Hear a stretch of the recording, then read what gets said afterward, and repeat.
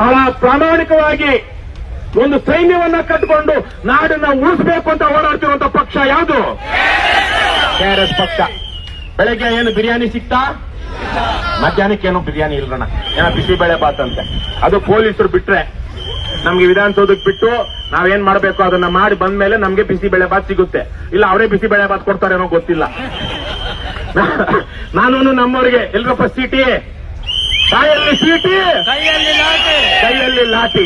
ಯಾಕೋ ಇವತ್ತು ನಮ್ಮವ್ರು, ನಾನು ಯೋಚನೆ ಮಾಡ್ತಾ ಇದ್ದೆ, ನಾವೆಲ್ಲಾ ಕಾರ್ಯಕ್ರಮಗಳಲ್ಲಿ ಲಾಠಿ ಇಟ್ಕೊಳ್ಬೇಕು. ಯಾಕಂದ್ರೆ ಪೊಲೀಸರು ನನಗೆ ಬೇರೆಯವರು ಯಾರಿಗೂ ಹೇಳೋದಿಕ್ ಹೋಗೋದಿಲ್ಲ, ನನಗೂ ಸೇರ್ತದೆ, ನಮ್ಮ ಪಕ್ಷದಲ್ಲಿರೋರು ಎಲ್ರಿಗೂ. ಕಳೆದ 10 ವರ್ಷಗಳ ಹೋರಾಟದಲ್ಲಿ ನಾವು ಕೊಟ್ಟಿರೋ ಕಂಪ್ಲೇಂಟ್ ಅಲ್ಲಿ ನಮ್ಮ ಮೇಲೆ ಆಗಿರುವ ಅನ್ಯಾಯ ದೌರ್ಜನ್ಯದ ಕೇಸಲ್ಲಿ ನ್ಯಾಯ ಕೊಡಿಸಿರುವಂತ ಒಬ್ಬನೇ ಒಬ್ಬ ಪೊಲೀಸ್ ಮಗ ಅಥವಾ ಮಗಳು ಈ ರಾಜ್ಯದಲ್ಲಿಲ್ಲ.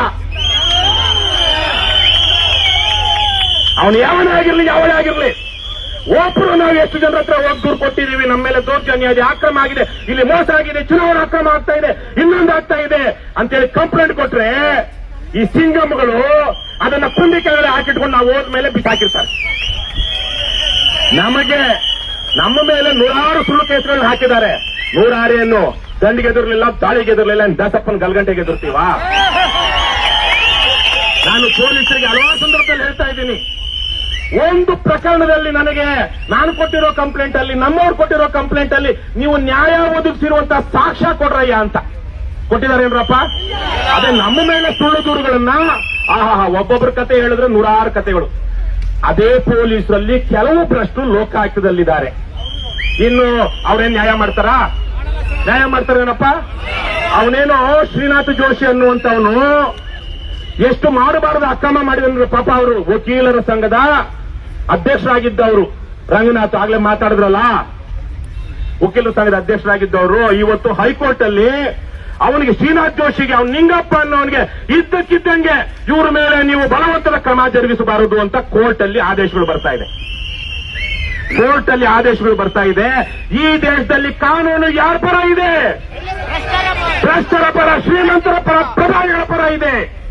ಇದು ಮಹಾತ್ಮ ಗಾಂಧೀಜಿಗೆ ಮಾಡುವ ಅವಮಾನ, ಇದು ಸಂವಿಧಾನ ಶಿಲ್ಪಿ ಅಂಬೇಡ್ಕರ್ಗೆ ಮಾಡುವ ಅವಮಾನ, ಇದು ಭಾರತದ ಮೊಟ್ಟ ಮೊದಲ ಪ್ರಧಾನಿ ಪ್ರಜಾಪ್ರಭುತ್ವವಾದಿ ಜವಾಹರಲಾಲ್ ನೆಹರು ಅವರಿಗೆ ಮಾಡುವ ಅವಮಾನ, ಇದು ಈ ದೇಶದ ಗೃಹ ಮಂತ್ರಿಯಾಗಿದ್ದ ಸರ್ದಾರ್ ಪಟೇಲ್ರು ಸೇರ್ಕೊಂಡು, ಭಗತ್ ಸಿಂಗ್ ಸೇರಿದಂತೆ, ಸುಭಾಷ್ ಚಂದ್ರ ಬೋಸ್ ಸೇರಿದಂತೆ ಈ ದೇಶಕ್ಕಾಗಿ ಪ್ರಾಣ ತ್ಯಾಗ ಬಲಿದಾನವನ್ನ ಮಾಡಿದ ಸ್ವಾತಂತ್ರ್ಯ ಹೋರಾಟಗಾರರಿಗೆ ಮಾಡುವ ಅವಮಾನ.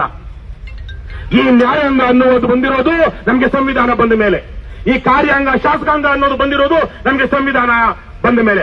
ಆದ್ರೆ ಇವತ್ತಿನ ನ್ಯಾಯಾಂಗ ಶಾಸಕಾಂಗ ಮತ್ತು ಕಾರ್ಯಾಂಗದ ಅಡಿಯಾಳಾಗಿ ಯಾವನೋ ಒಬ್ಬ ಅಯೋಗ್ಯ, ಆ ಲಂಪಟ, ಲೋಫರು, ಲುಚ್ಚ, ನಾನು ಹೇಳ್ತಿನೋ ತಿನ್ಬಿಟ್ಟಿದ್ದೀನಿ, ನನ್ನ ಮೇಲೆ ತನಿಖೆ ನಡೀತಾ ಇದೆ, ಇವ್ರಿಗೆ ತನಿಖೆ ಮಾಡೋದಿಕ್ಕೆ ನೀವು ತಡೆ ಕೊಡಿ ಅಂದ್ರೆ ಕೋರ್ಟ್ಗಳು ಇವತ್ತು ಆದೇಶ ಕೊಡ್ತೀವಿ.